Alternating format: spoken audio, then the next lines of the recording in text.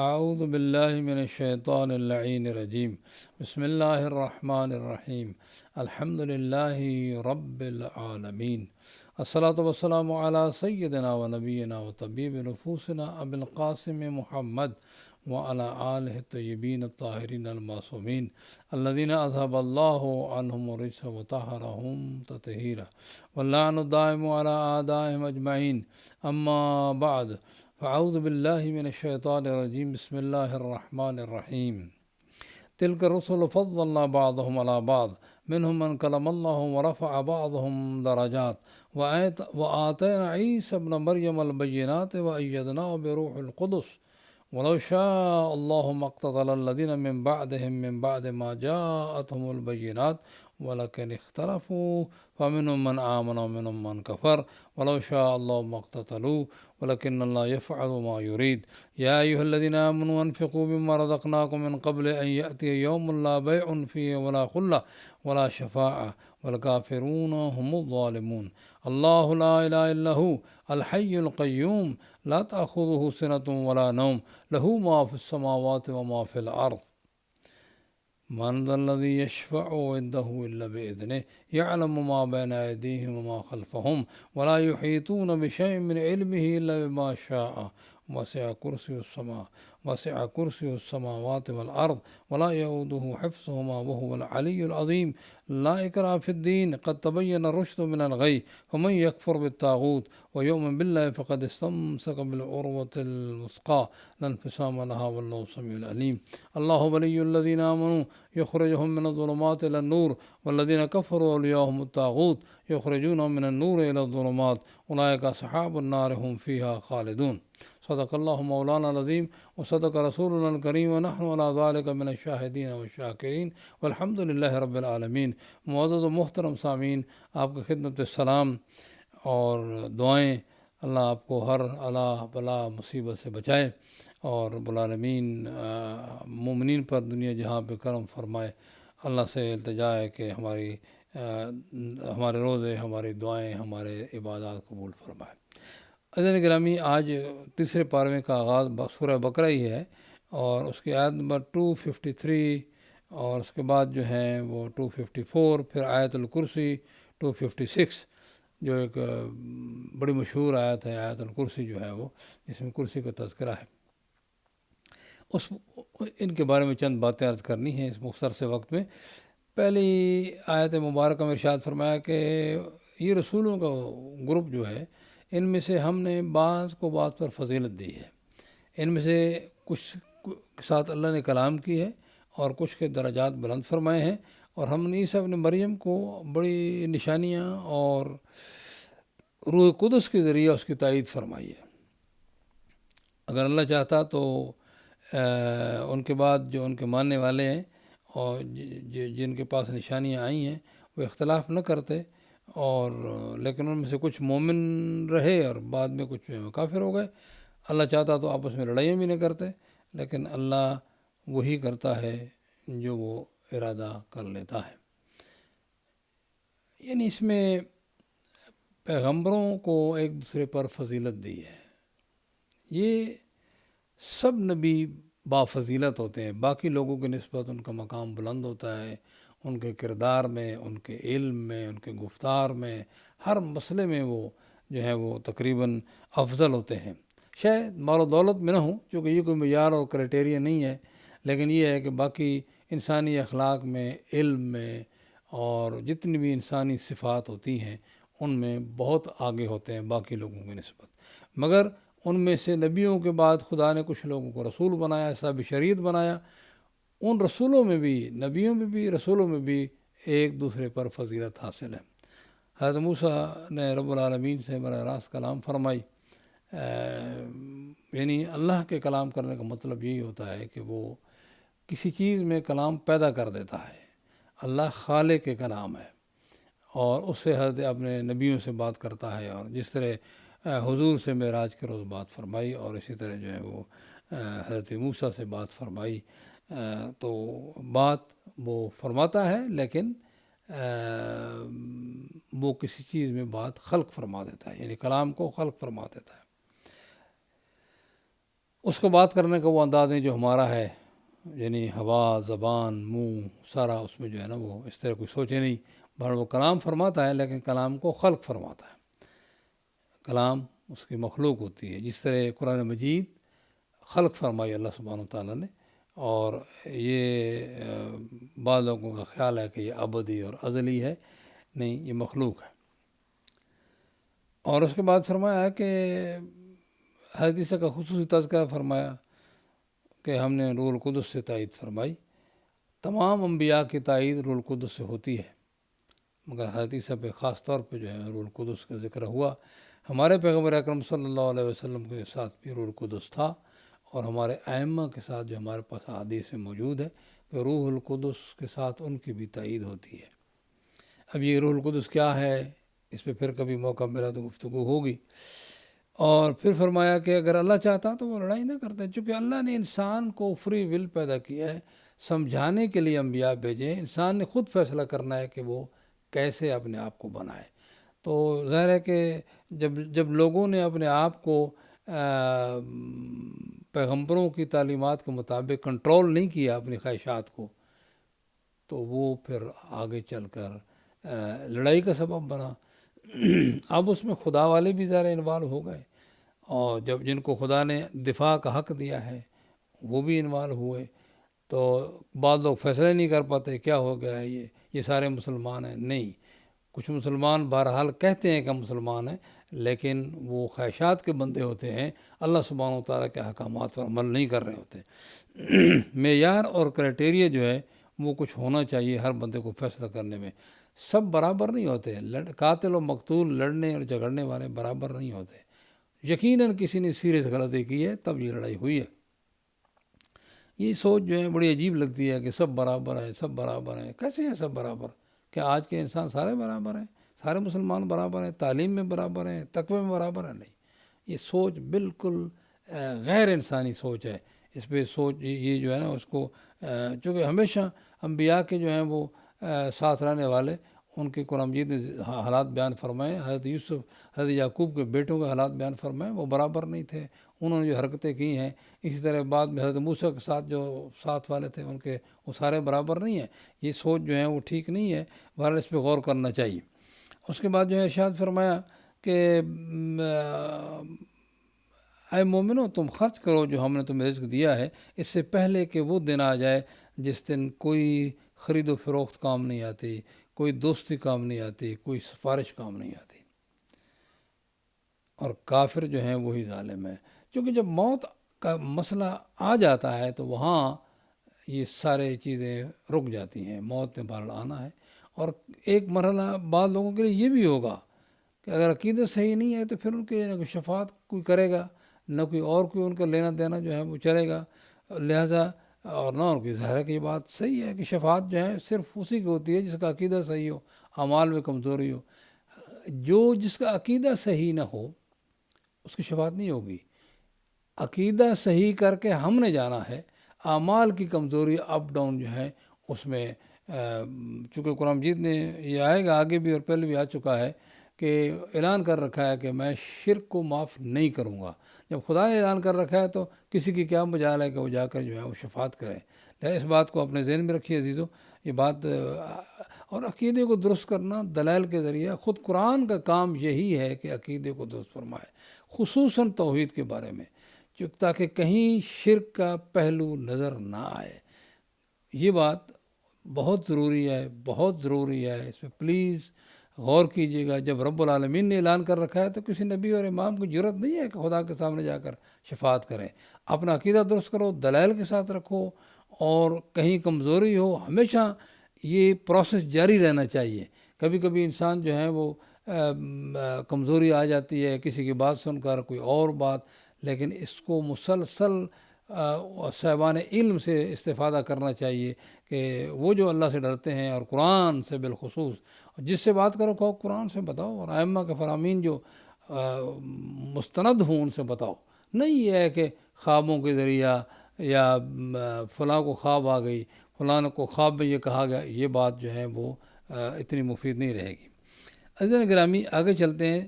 یہ بڑی مشہور معروف آیت ہے، آیت الکرسی۔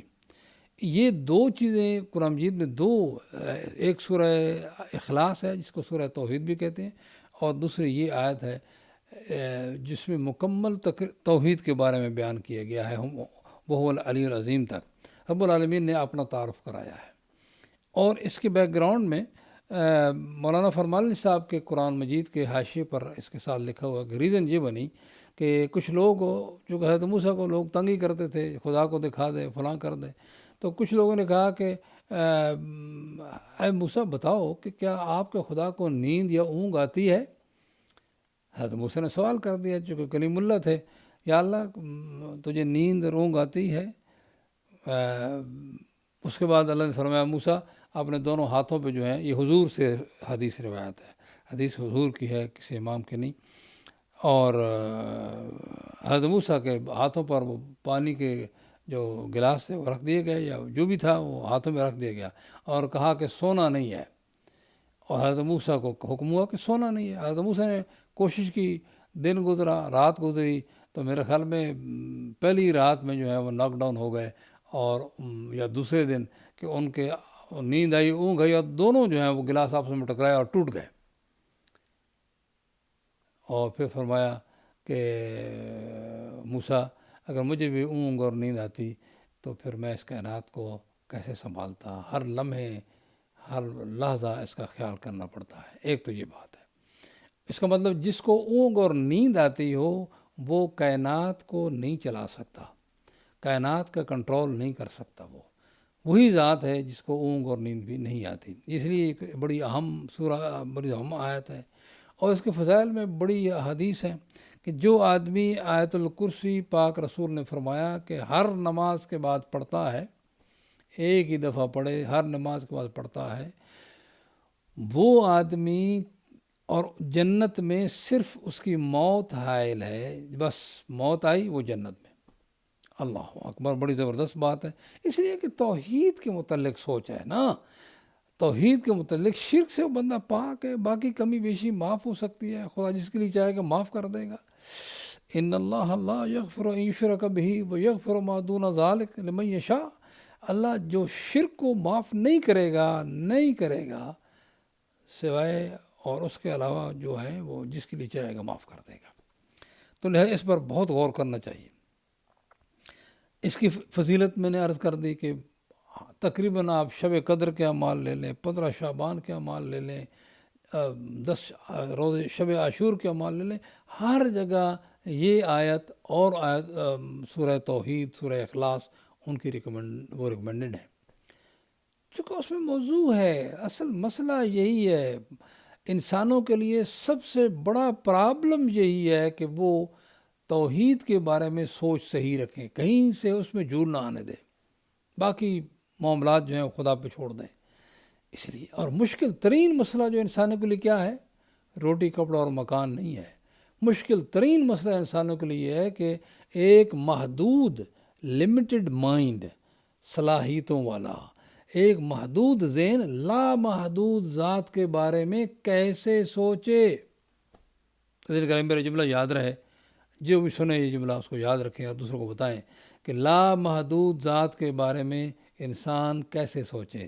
یہ پرابلم قرآن اور اس کے ساتھ قرآن کے معلم اہل بیت حل کر سکتے ہیں، دوسرا کوئی بندہ نہیں۔ اس لیے کہ وہ بہت سے جو اپنے آپ کو بڑے موحد اور توحید پرست اور چمپئن کہتے ہیں، انہوں نے خدا کے ہاتھ مان لیے، خدا کے آنکھیں مان لی، خدا کے جو ہے پاؤں مان لیے، اب یہ بات آنا جانا مان لیا، اور ہم خدا کو قیامت کرو دیکھیں گے۔ یہ ساری باتیں اس وقت آئی ہیں جب لوگوں نے قرآن کو اہل بیت سے نہیں سمجھا، لیکن جو اہل بیت کے ماننے والے ہیں اللہ تعالیٰ ان کو سلامت رکھے، ماشاءاللہ وہ قرآن کو سمجھنے ہی نہیں چاہتے، اکثر لوگ پڑھتے ہی نہیں قرآن۔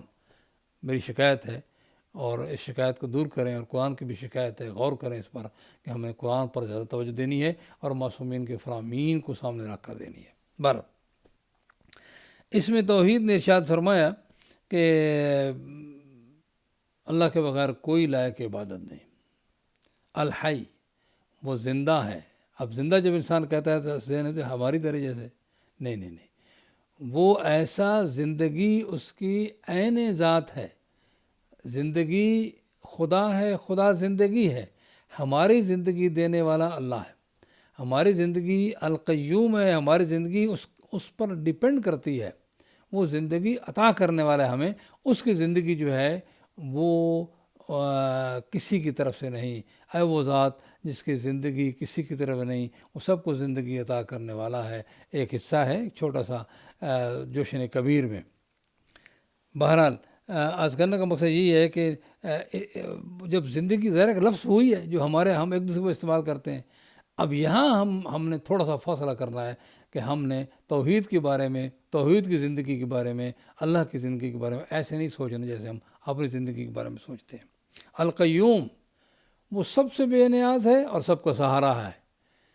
اس وقت ساری کائنات اسی پر ڈیپینڈ کرتی ہے، اس وقت نہیں، جب سے ہے جب تک رہے گی اسی پر ڈیپینڈ کرتی ہے ساری کائنات۔ حضور اس لیے عرض کرتے ہیں باراللہ ایک لمحے کے لیے بھی مجھے اپنی نظروں سے نہ ہٹانا۔ اب نظروں سے مراد مجھے نہ ہٹانا، رحمت سے دور، ایک لمحے کے لیے بھی، ایک لمحے کے لیے اپنے، ورنہ میں تباہ ہو جاؤں گا۔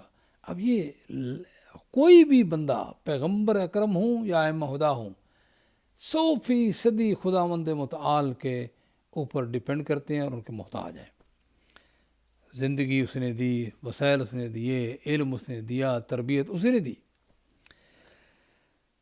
اور پھر فرمایا کہ لا تأخذہ سنۃ ولا نوم، اسے اونگ بھی نہیں آتی، نیند بھی نہیں آتی۔ اب لمبی تفسیر کرنے کے بجائے اونگ کا ذکر پہلے کیوں ہوا، اور نیند ہیوی ہونا تو یہ چاہے نیند نہیں آتی، اونگ تک نہیں آتی، لیکن بہرحال خداوند متعال نے اس بیچارے بات نہیں کرتے، کوئی اتنی ضرورت نہیں ہے اس میں بات کرنے کی۔ بات یہ رکھنے کی ذہن میں ہے کہ اسے اونگ نہیں آتی، وہ ایسے بھی نہیں فرماتا اس کو نیند بھی نہیں آتی۔ دوسری بات یہ ہے کہ اونگ آنا اور نیند آنا تھکنے کی نشانی ہے، جسم کی علامت ہے، اور خدا جسمانیات سے پاک ہے، اسے اونگ اور نیند جو ہے وہ کیسے آئے؟ یہ ساری چیزیں ایک چیز کے گرد گھومتی ہیں، ذرا وہ سمجھ آ جائے تو۔ پھر فرمایا لہو ما فی السماوات و ما فی الارض، زمین و آسمان میں جو کچھ بھی ہے وہ اللہ کا ہے۔ آج تک مخلوق آ رہی ہے، آتی رہے گی، سب چیزیں، موسم بدلتے رہیں گے، یہ زمین و آسمان جب تک قائم رہیں گے اسی کے سہارے چل رہے ہیں۔ سورج ہو، چاند ہو، ستارے ہوں، فضائیں، خلائیں، صرف وہی اس کا کنٹرولر ہے، کوئی دوسرا نہیں کر سکتا۔ اس لیے ایک انسان کو اونگ بھی آتی ہے، انسان کو نیند بھی آتی ہے۔ انبیاء اور ائمہ سوتے بھی ہیں، تھکتے بھی ہیں، خداوند متعال ان صفات سے بلند و بالاتر ہے۔ پھر فرمایا من ذا الذی یشفع عندہ الا باذنہ، کون ہے، کون یہ جرأت کر سکتا ہے جو اس کے سامنے آ کر کسی کی شفاعت کرے مگر اس کی اجازت سے۔ اس کا مطلب اس نے کچھ لوگوں کو اجازت دے رکھی ہے یا دے گا، مطلب دے رکھی ہے، دونوں باتیں درست ہیں۔ اس لیے شفاعت، سفارش کرنا خدا کے دربار میں کسی کی ہمت نہیں، وہ جس کے لیے اجازت دے گا اسی کے لیے شفاعت ہوگی۔ اب اس کے لیے ہم نے اپنے آپ کو تیار کرنا ہے تاکہ ائمہ ہماری شفاعت کر سکیں، ان کو خدا کے دربار میں ہماری وجہ سے شرمندگی نہ ہو، یہ ہم نے کرنا ہے۔ عزیزان گرامی، علماء سے پوچھو کہ معصومین کیا فرماتے ہیں، کیسے میں تیار کروں، کبھی بیشی رہ جائے گی، لیکن عقیدے کے معاملے میں خبردار ہو جاؤ، توحید کے بارے میں خبردار ہو جاؤ۔ آج کل سب سے بڑا ہمارے پر جو حملہ ہو چکا ہے، یعنی شیعی دنیا پر اور مولا علی کے ماننے والے پر، وہ مسئلہ توحید ہے۔ اس میں اس قدر، میں ایک جگہ جا رہا تھا، میں نے ایک آدمی نوح لگایا، توحید 2 بار قتل ہوئی، ایک مسجد میں، ایک مقتل میں، یا پتہ کیسے کوئی نوح تھا۔ میں حیران ہو گیا کہ ہماری توحید ماری گئی۔ اس وقت ہمارے ہاں جو اشعار آ رہے ہیں اور جو شعراء اور نوحے اور قصیدے آ رہے ہیں، مثلا ایک آدمی کہتا ہے کہ حضرت علی کے بارے میں کہتا ہے کہ مجھے خدا نے مقرر کیا ہے، ماں کے پیٹ میں تصویر میں بناتا ہوں، میں حیدر ہوں، میں حیدر ہوں۔ یہ کوئی بات ہے؟ غلط بات ہے، قرآن کے صریحاً خلاف ہے۔ اور لوگ ہمارے ہیں جو نعرے پہ نعرے لگا رہے ہیں۔ عزیزان گرامی، اپنا سوچئے، یہ نعرے لگوانے والے یہ سب کے سب جو ہیں وہ اپنے لیے سوچ رہے ہیں۔ بہرحال بات ختم ہو گئی، اس پہ غور کیجئے گا۔ ہم اس وقت سب سے زیادہ ہمارے پر جو حملہ ہو چکا ہے وہ یہی ہے کہ مسئلہ توحید ہمارا مختلف جملوں میں، مختلف سلسلوں میں ہمیں دور کیا جا رہا ہے۔ اور بہرحال لہو ما فی السماوات ما فی الارض من ذا الذی یشفع عندہ الا باذنہ، انشاءاللہ معصومین نے فرمایا ہم شفاعت کریں گے، لیکن شفاعت کا یہ مطلب نہیں ہے کہ ہم اپنا منہ لے کر جو ہیں وہ چلے جائیں وہاں، اور خدا کے بارے میں نہ خدا سے ہمارا رابطہ، نہ سلام دعا، نہ نماز، کچھ بھی نہیں، ساری زندگی ایسی منہ چڑھا کے بیٹھے رہے اور منہ بنا کے بیٹھ رہے، اور آپ جو ہیں کہتے ہیں کہ معصوم آ کر ہماری شفاعت کریں۔ یہ بات خود امام جعفر صادق علیہ السلام نے جب آخری لمحات تھے اور وہاں کہا کہ مجھے سہارا دے کر بٹھا دو، فرمایا کہ لا تنالوا شفاعتنا، ہماری شفاعت انہیں نہیں پہنچ سکتی جو نماز کو ہلکا سمجھیں۔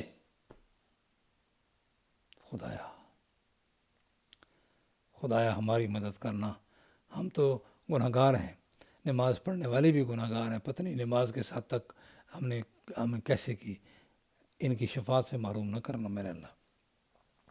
بہرحال یعلم ما بین ایدیہم وما خلفہم، اس کو علم ہے، وہی ہے ذات جس کو علم ہے کہ یہاں جو آیا ہے اس سے پہلے بھی اس کے بعد میں بھی۔ پھر فرمایا ولا یحیطون بشیء من علمہ الا بما شاء، اس کے علم سے کوئی بھی اس کے علم کو حاصل نہیں کر سکتا، گریب نہیں کر سکتا، انکمپاس نہیں کر سکتا مگر جس کو وہ چاہے گا۔ تو دنیا میں علم کی ریل پیل جو بھی آج نظر آتی ہے یہ بھی اسی کی طرف سے ہے، انسان یہ نہ سمجھے میں نے کر لیا، یہ بھی اسی کی طرف سے ہے۔ اور جب اس نے ایک بات جو ہے وہ اجازت دے دی، اجازت سے مراد یہ نہیں ہوتا کہ وہی کرے، لیکن انسانوں کو کہا کہ ٹھیک ہے تم کوشش کرو، جہاں پہ جا سکتے ہو جاؤ، یا معاشر الجن والانس ان استطعتم ان تنفذوا من اقطار السماوات والارض فانفذوا لا تنفذون الا بسلطان۔ بہرحال کوشش انسان کرے بھی تبھی اسی کی طرف سے ہے۔ اس کا مطلب انسان کے علم محدود ہے، انبیاء کا بھی علم انسانوں کی نسبت بہت زیادہ ہے، ائمہ کے علم انسانوں کی نسبت بہت زیادہ ہے، لیکن ہر جاننے والا، ہر صاحب علم، اس کا علم ایک محدود ہے، ایک حد تک ہے۔ اسی لیے پیغمبر کو کہا گیا ہے کہ پیغمبر یہ دعا ہمیشہ مانگتے رہو، قل رب زدنی علما، اور ائمہ کو بھی کہا گیا رب زدنی علما، اے اللہ ہمارے علم کو اضافہ فرما۔ علم کی کوئی حد نہیں، علم ایک ایسی صفت ہے اللہ کی جو عین ذات ہے، یعنی علم خدا ہے، ظاہر ہے کہ لا محدود ہے، لہذا انسان کا علم ہمیشہ محدود ہے، لا محدود نہیں ہوتا۔ پھر فرمایا وسع کرسی السماوات والارض، اس کی کرسی زمین و آسمان سے زیادہ وسیع ہے۔ اس کا یہ مطلب نہیں ہے کہ وہ کرسی پہ بیٹھا ہوتا ہے، یہ کرسی میٹافوریکل ورڈ ہے، اور اس سے جو ہے نا کہ اللہ کی حکومت جو ہے وہ وسیع ہے زمین و آسمان سے۔ ہمیں تو زمین و آسمان کی پتہ ہے، اس سے آگے بھی اور جہاں بھی ہیں، تو وہ جو کچھ بھی ہے اس کائنات میں اللہ کی حکومت جو ہے وہ۔ بہرحال فرمایا ولا یعودہ حفظہما، پھر وہی بات اونگ اور نیند، اور اس کو ان دونوں کی حفاظت کرنا تھکاتا نہیں، وہ نہیں تھکتا۔ جسم کی صفات میں سے تھکنا، کیا زبردست جملے ہیں معصومین کے کہ اس کو تھوڑا سا آگے چلاتے ہیں، ولا یعودہ حفظہما وہو العلی العظیم، وہ علی ہے، وہ عظیم ہے، عظمتوں والا ہے، بلند و برتر ہے۔ تھکتا جسم والا ہے، جسم جس کا ہوتا ہے وہ تھکتا ہے، اور جو زمین و آسمان کو کنٹرول کرتا ہے وہ نہیں تھکے گا۔ اللہ جسم و جسمانیات سے پاک ہے، یہ صفت اس پہ اپلائی ہی نہیں ہوتی۔ تو یہ توحید کے بارے میں مزید ڈیٹیل میں جاؤ، تفسیر میں چلے جاؤ، یقین جانے خالی ترجمہ ہی پڑھ لو تو توحید کے بارے میں نظریہ، ایک سوچ صحیح بنتی ہے۔ آیت الکرسی ہو یا سورہ اخلاص ہو، سورہ توحید ہو، غور کیجئے، زیادہ سے زیادہ پڑھیں، رب العالمین اپنے دامن رحمت میں لے لے گا، دامن مغفرت میں لے لے گا۔ لا اکراہ فی الدین، دین میں جبر نہیں ہے، قد تبین الرشد من الغی، ہدایت گمراہی سے جو ہے واضح ہو چکی ہے، اور دین میں کوئی جبر نہیں ہے، یہ اسٹیٹ پالیسی ہے، اللہ سبحانہ وتعالیٰ کی اسٹیٹ پالیسی ہے، یعنی جو ان کی حکومت، اللہ کی حکومت کی پالیسی وہ یہ ہے، کسی کو مجبور نہیں کرو، مجھے کوئی مانتا ہے تو نہ مانے، صرف سمجھاؤ۔ اگر کسی کو مجبور کرنا ہوتا تو شیطان کو کر دیتا، شیطان کو نہیں کیا۔ یہ ایک سوچ ہے، اللہ کی جو پالیسی ہے وہ یہ ہے، تو اللہ کے جو نمائندے ہوتے ہیں وہ بھی کسی کو مجبور نہیں کرتے، وہ بھی کسی کو مجبور نہیں کرتے کہ تم مجھے مان لو، نبی مان لو امام مان لو. ذرا دیکھنا ایک واقعہ ہوا ہے جس میں حضرت علی انوالو ہیں کہ حضرت علی کو مجبور کیا گیا کہ وہ بیعت کریں، لیکن علی نے کسی کو مجبور نہیں کیا میری بیعت کرو. یہاں تھوڑا سا فاصلہ کر سکتے ہیں، سوچے انسان کہ جو بیعت پہ مجبور کر رہا ہے اس کا مطلب وہ صحیح نہیں ہے. جو بیعت پہ مجبور نہیں کر رہا، حضرت علی نے تو خوارج کو بھی کھلی چھٹی دے دی. سوچو، غور و فکر کرو. اگر تم مان سکتے ہو تو مانو، نہیں تو چلے. اس پہ نہیں مارا. سامنے حضرت علی کے سامنے خوارج نے کہا آپ نے یا علی آپ نے کفر کیا ہے، لیکن حضرت علی نے کہا کوئی نہیں، ان کو کہنے دو، سمجھاؤ ان کو. یعنی کہنے کا مقصد یہی ہے کہ مجبور کرنے والا جو کسی کو مجبور کرے کہ میری بیعت کرو یا مجھے ووٹ دو، وہ آدمی حق پہ نہیں ہوتا. اس لیے ذرا سوچ لیجیے اس بات پہ. یہ خدا کی پالیسی نہیں ہے، خدا کے نمائندوں کو پالیسی پہ نہیں ہوتی. قد تبین الرشد من الغی، اور ہدایت اور گمراہی واضح ہو چکی ہیں. پھر فرمایا فمن یکفر بالطاغوت، جو طاغوت کا انکار کرے، طاغوت بت، غلط حکمران، ناجائز حکمران، ان کا انکار کر دے، اور یوم باللہ، اللہ پر ایمان لے آئے، اس بندے نے فقد استمسک بالعروۃ الوثقی، اور اس نے بڑی مضبوط رسی کو تھام لیا ہے. لا انفصام لہا، جو بالکل نہیں ٹوٹے گی. واللہ سمیع علیم، اللہ سمیع ہے اور علیم ہے. میں بس جلدی میں جو آخری حصہ ہے، چونکہ آیت الکرسی ہمارا ریکمینڈڈ ہے خالدون تک پڑھی جائے، اور خصوصاً نماز جو ہوتی ہے نا میت، اس میں یہ رات پڑھی جاتی ہے. بہرحال اس میں خالدون تک پڑھی جائے. نماز وحشت کہتے ہیں اس کا، نماز وحشت. تو فرمایا اللہ ولی الذین آمنوا، اللہ ان جو مومن ہیں ان کا ولی ہے، ان کو ظلمات سے نکال کر نور کی طرف لے آتا ہے. اور وہ جو والذین کفروا، جو کافر ہیں، ان کے دوست و طاغوت ہیں، ان کو نور سے نکال کر ظلمات کی طرف لے جاتے ہیں. اللہ اولئک اصحاب النار، یہی جہنم والے ہیں اور اس میں ہمیشہ رہیں گے. اس میں ایک نقطہ بس بیان کرنا ہے کہ یہ جو کون یہ کافر ہے کہ جو نور میں تھا اور پھر اب اس کے ساتھی ان کو لے جا رہے ہیں ظلمات کی طرف. یہ سمجھنے والی بات ہے. یہ منافق ہیں، اسلام کے دعویٰ کر رہے ہیں، مسلمانوں کے اندر ہیں، اور پھر ان کو جو ہیں ان کے دوست ہیں وہ اسلام سے نکال رہے ہیں ان کو. یعنی بے شک اسلام میں رہیں لیکن سوچ ان کی اسلام کے بیسک چیزوں کے خلاف ہو گئی تو ظاہر ہے کہ وہ کسی صورت میں مثلاً وہ کہہ دیں کہ پیغمبر کا دماغ درست نہیں، غلط بات ہے، قرآن کے خلاف ہے. سورہ نون والقلم، سورہ قلم جو ہے وہ پیغمبر کے مجنون نہ ہونے پر، یعنی پیغمبر کا دماغ کبھی خراب نہیں ہوگا، تو اس پر جو ہے وہ بالکل مور ہے. لیکن بعض لوگ جو ہیں وہ پیغمبر کو مجنون کہہ رہے ہیں، یا کوئی ہمارا کہتے ہیں ہم مسلمان بھی ہیں. یہ چیزیں ایسی ہیں کہ جن پر غور کرنے کی ضرورت ہے. عزیزان گرامی، اللہ سبحانہ وتعالیٰ جو ہے بہرحال مومنوں کا دوست ہے. جتنی ان کے جو ہیں وہ تعلیمات میں کمزوریاں ہیں، ظلمات ہیں، ان کو نکال کر نور کی طرف لے آتا ہے. اور جو کافر ہیں ان کے دوست طاغوت ہیں جو ان کو نکال کر جو ہیں وہ نور سے نکال کر ظلمات کی طرف لے آتے ہیں. اس سے مراد چھٹے امام جعفر صادق صاحب فرماتے ہیں یہ منافقین ہے. یہ نور میں، کافر کہاں نور میں ہوتا ہے کہ اس کو پھر جو ہے وہ ظلمات کی طرف لے جایا جاتا ہے. یہ منافقین ہیں جو کلمہ پڑھ چکے ہیں، اسلام کو دیکھ رہے ہیں، لیکن پھر بھی اپنے مائنڈ کو درست نہیں کیا اور وہ اپنی شرارتوں میں لگے ہوئے ہیں. تو بہرحال یہ بات یہاں پہ ختم ہوئی. آیت الکرسی کی تلاوت کیجیے، بار بار کیجیے، ہر نماز کے بعد کیجیے. اور صرف ایک بات یاد رکھیے کہ کیا زبردست مسئلہ ہے اس میں کہ ہر نماز کے بعد، اس کا مطلب آپ نماز پڑھیں گے تو آیت الکرسی پڑھیں گے نا، تو جنت دور نہیں ہوگی. اللہ تعالی ہمیں توحید کو سمجھنے کی توفیق عطا فرمائے اور معصومین سے سمجھنے کی توفیق عطا فرمائے، اور کوئی ایسی بات نہ کہیں، نہ سوچیں جو معصومین کی تعلیمات کے خلاف ہو. انشاءاللہ پھر بھی اس پہ گفتگو ہوتی رہے گی. اللہ آپ کی مدد کرے، میری مدد کرے، اللہ راست پہ رکھے اور بلیات سے آپ کو محفوظ فرمائے، ہمیں بھی اللہ محفوظ فرمائے. والسلام علیکم ورحمۃ اللہ وبرکاتہ.